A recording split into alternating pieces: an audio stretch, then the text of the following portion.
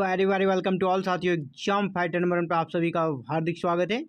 Jharkhand TET exam 2024 के class में आप सभी का ग्राउंड वेलकम है, जहां पे हम लोग एसएसटी के पेपर को कवर करेंगे आज।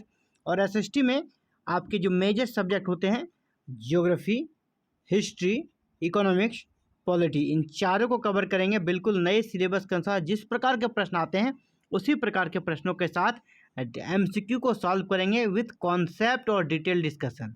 कॉन्सेप्ट के साथ साथ डिटेल डिस्कशन भी यहाँ पर करने वाले हैं। और चलिए क्लासेस में एंट्री करते हैं। और ये रही आपके लिए पहला प्रश्न, और ये आपका ज्योग्राफी से है। पहला प्रश्न कि किस तिथि को दक्षिणी गोलार्ध में रात की लंबाई सबसे अधिक होती है। दक्षिणी गोलार्ध आप जानते हैं, अगर ग्लोब को हम ऐसे बनाएं, ये अगर हमारा ग्लोब है, अगर ग्लोब के बीच में यहाँ पर हमारा क्या है, विषुवत रेखा है। बीच में विषुवत रेखा है जिसको हम लोग भूमध्य रेखा भी कहते हैं।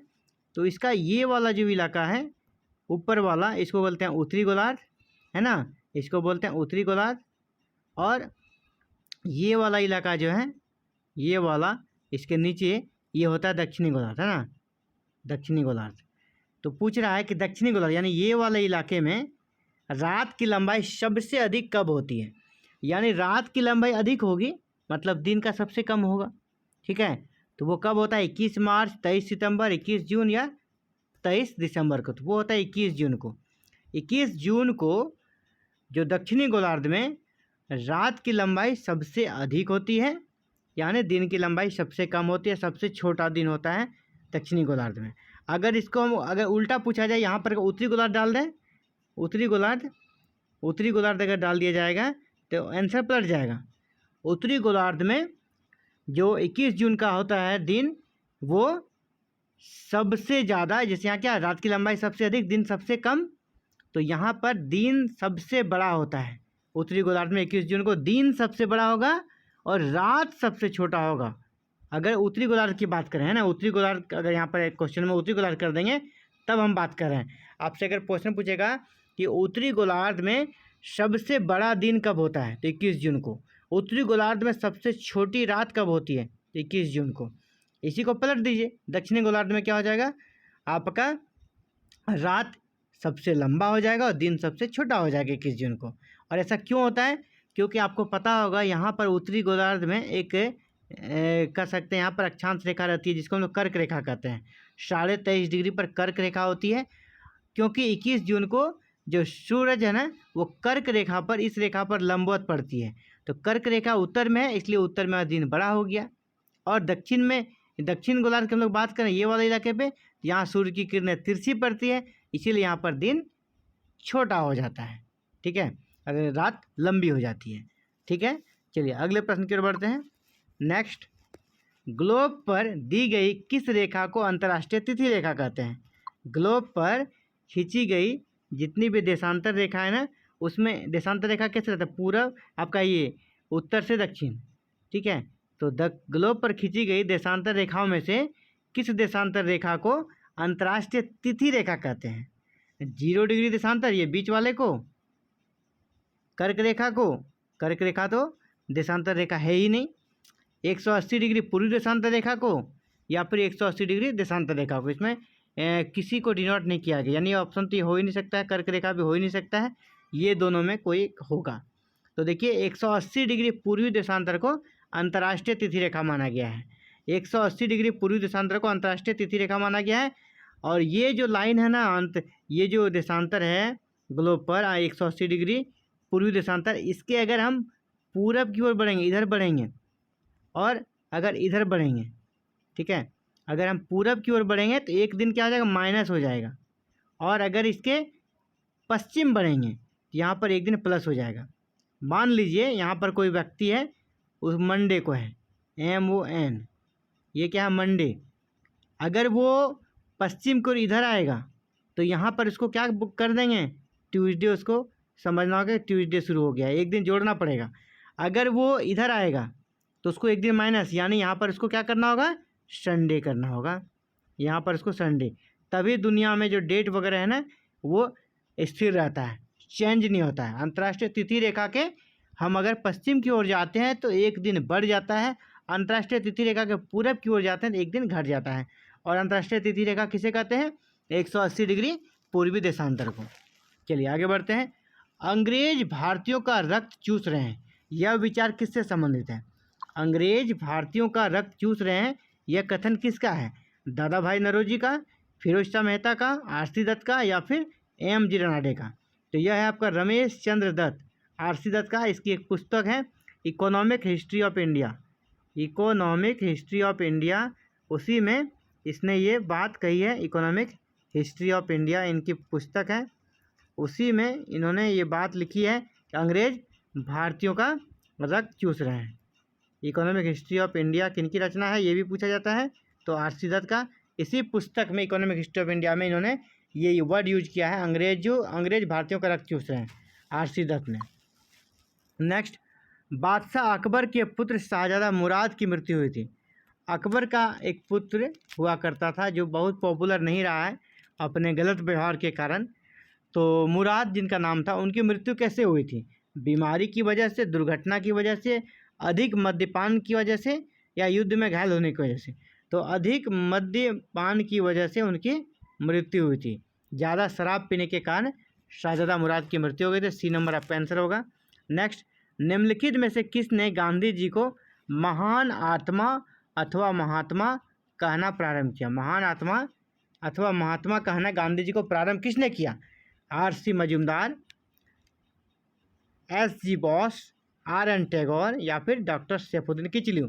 हम लोग आज गांधी जी को महात्मा गांधी बोलते हैं, लेकिन पहले उसे मोहनदास करमचंद गांधी कहा जाता था, कहीं भी महात्मा वर्ड नहीं होता था। इसको सबसे पहले 1919 में शुरुआत किया था आर.एन. टैगोर, रविन्द्रनाथ टैगोर ने। कब? 1919 में। 1919 में इन्होंने एक पत्र लिखा था गांधी जी को, जिसमें पहली बार इसे महात्मा नाम से संबोधित किया था। तो राइट आंसर क्या होगा? आर.एन. Tagore, C number. इन्होंने ही सबसे पहली बार गांधी जी को महात्मा या महान आत्मा कहकर संबोधित किया। अगला इकोनॉमिक्स से जुड़ा हुआ प्रश्न आप सभी के लिए। जनांकीय लाभ, जनांकीय लाभ का अर्थ है आर्थिक दर में बढ़ोतरी जिसका कारण है।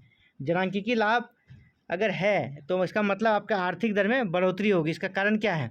स्त्री पुरुष अनुपात में तेजी से ह्रास होता है, या नगरीय जनसंख्या में वृद्धि होती है, या कार्यकारी जनसंख्या की भागीदारी रहती है, या जीवन प्रत्याशा में वृद्धि होती है।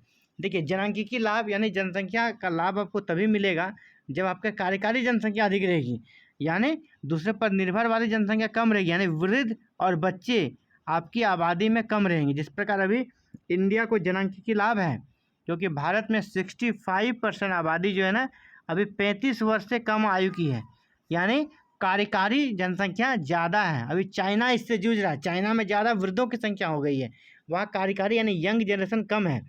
अभी इंडिया को जनांकीय लाभ मिल रहा है, इसलिए इंडिया का देखिए आर्थिक दर, अभी जो जीडीपी है अन्य देशों के देश जहाँ घट रहा है, इंडिया का बढ़ रहा है, कांस्टेंट बना हुआ है। ठीक है, तो कार्यकारी जनसंख्या की भागीदारी को ही जनांकीय लाभ कहते हैं। इसका अर्थ होता है आर्थिक दर में बढ़ोतरी। तो ऑप्शन सी आपका राइट आंसर होगा। नेक्स्ट, भारत में राष्ट्रीय आय का आकलन करने वाली संस्था है। भारत में जो राष्ट्रीय आय है, नेशनल इनकम, इसका आकलन कौन करती है? इसका आकलन कौन करती है? केंद्रीय सांख्यिकी संगठन, वित्त मंत्रालय, भारतीय सांख्यिकी संस्थान, या वाणिज्य मंत्रालय? तो ये आपका करता है केंद्रीय सांख्यिकी संगठन। ठीक है, इसका शॉर्ट में बोलते हैं CSO, central statistical organisation. Central statistical organisation, केंद्रीय सांख्यिकी संगठन, यही भारत का राष्ट्रीय आय का आकलन करने वाली संस्था है। ए नंबर आपका राइट आंसर हो जाएगा। अगला है, भारत में किसी राज्य का राज्यपाल अपने पद पर कब तक कार्यरत रह सकता है? भारत में किसी राज्य का राज्यपाल कब तक अपने पद पर कार्यरत रह सकता है? 5 वर्ष से कम, 5 वर्ष से अधिक, मात्र राष्ट्रपति के प्रसाद पर्यंत, या 5 वर्ष तक? देखिए, सामान्य कार्यकाल उनका 5 वर्ष माना जाता है, ठीक है, लेकिन कहा जाता है कब तक रह सकता है, तो ये होता है राष्ट्रपति के प्रसाद पर्यंत। राष्ट्रपति अगर चाहे तो उसे 5 साल के पहले ही बैठा सकते हैं, अगर राष्ट्रपति चाहे तो 5 साल के बाद भी उसे अगला टर्म के लिए भी रख सकते हैं। तो ये सारा कुछ राष्ट्रपति के मूड पर डिपेंड करते हैं। राष्ट्रपति के प्रसाद पर्यंत वह किसी राज्य का राज्यपाल रह सकता है। मान लीजिए नियुक्ति किया, 6 महीने के बाद मन करेगा नहीं से हटा दिया जाएगा, वो उसके प्रसाद पर्यंत है। अगला है जनहित याचिका PIL जनहित याचिका यानी PIL, PIL के बारे में आपने सुना होगा, क्या होता है PIL? Public interest litigation. Public interest litigation यानी PIL भारत के उच्च न्यायालय हाईकोर्ट द्वारा किस अनुच्छेद के अंतर्गत स्वीकार की जाती है? यानी PIL जो दायर की जाती है या जनहित याचिका दायर की जाती है व्यक्ति या संस्था के द्वारा। ठीक है, पहले इसको समझिए होता क्या है। जनहित याचिका या PIL क्या है? किसी अगर व्यक्ति को समस्या है या किसी संस्था को समस्या है, वो अपनी आवाज़ को उठाने में अक्षम है, वो अपनी आवाज़ को जो हाईकोर्ट है, माननीय हाईकोर्ट या सुप्रीम कोर्ट तक पहुंचा नहीं पा रहा है, तो उसके लिए कोई दूसरा व्यक्ति या संस्था उनकी आवाज़ को कोर्ट में ले जाकर उनकी आवाज़ को रख सकता है, उनके डिमांड को रख सकता है, उनके समस्या को रख सकता है। तो इसे ही कहते हैं पब्लिक इंटरेस्ट लिटिगेशन। तो आजकल ये खूब चलन में है। तो इसीलिए आपसे पूछा जा रहा है कि PIL देखिए सुप्रीम कोर्ट में भी दायर की जाती है और हाई कोर्ट में भी दायर की जाती है, यानी उच्च न्यायालय में भी और उच्चतम न्यायालय में भी दायर की जाती है।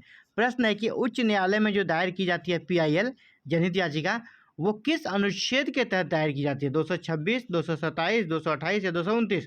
तो 226। सुप्रीम कोर्ट में 32। सुप्रीम कोर्ट में अगर पूछा जाएगा तो आर्टिकल 32 के तहत जनहित याचिका सुप्रीम कोर्ट में दायर की जाती है। हाई कोर्ट पूछा गया, उच्च न्यायालय पूछा गया है, तो यहाँ पर आर्टिकल 226 हो जाएगा। याद रखिएगा, जनहित याचिका या PIL सुप्रीम कोर्ट में आर्टिकल 32 के तहत, हाई कोर्ट में आर्टिकल 226 के तहत दायर की जाती है। चलिए आगे बढ़ते हैं। भारत के राष्ट्रपति को अनुच्छेद 143 के अंतर्गत परामर्श देने के लिए एक बेंच गठित करने के लिए सर्वोच्च न्यायालय के कितने न्यायाधीशों की आवश्यकता होती है? आर्टिकल जो 143 है ना, इसके तहत राष्ट्रपति को सुप्रीम कोर्ट अगर सलाह मांगे तो राष्ट्रपति परामर्श दे सकता है। भारत के राष्ट्रपति आर्टिकल 143 के अंतर्गत परामर्श देने के लिए एक बेंच गठित करते हैं, तो अगर सुप्रीम कोर्ट परामर्श मांगे किसी मैटर पे तो ठीक है। तो राष्ट्रपति जो ये बेंच गठित करते हैं परामर्श देने के लिए, तो कितने कह सकते हैं कि जज से बना हुआ ये बेंच होता है या पीठ होता है? 3, 5, 7 या फिर में से कोई नहीं? तो जी हाँ, वो 5। राष्ट्रपति से जब सुप्रीम कोर्ट किसी प्रकार का सलाह मांगता है ना, तो राष्ट्रपति 5 जजों का एक बेंच गठित करते हैं और उसके बाद फिर सलाह परामर्श देते हैं। लेकिन आपको पता होगा आर्टिकल 143 के तहत राष्ट्रपति यह परामर्श देने के लिए बाध्य नहीं होते हैं। तो ये था आप सभी के लिए SST का पेपर, जहाँ पे हम लोगों ने हिस्ट्री, पॉलिटी, इकोनॉमिक्स और ज्योग्राफी से जुड़े हुए प्रश्नों को सॉल्व किया विद डिटेल डिस्कशन के साथ।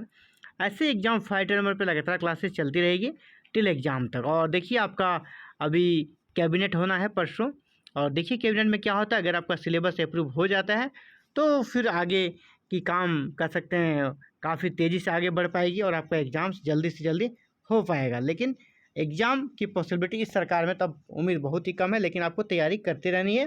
तैयारी में आप अगर पीछे रहेंगे तो फिर आपको दिक्कत हो जाएगी। और एग्जाम फाइटर नंबर आपके साथ है, क्लासेस यहाँ पर लगातार चलती रहेगी। चलिए इस वीडियो में इतना है, मिलते हैं जल्दी एक नए क्लासेस में। Thank you very very much for watching this video and connecting with exam fighter number 1।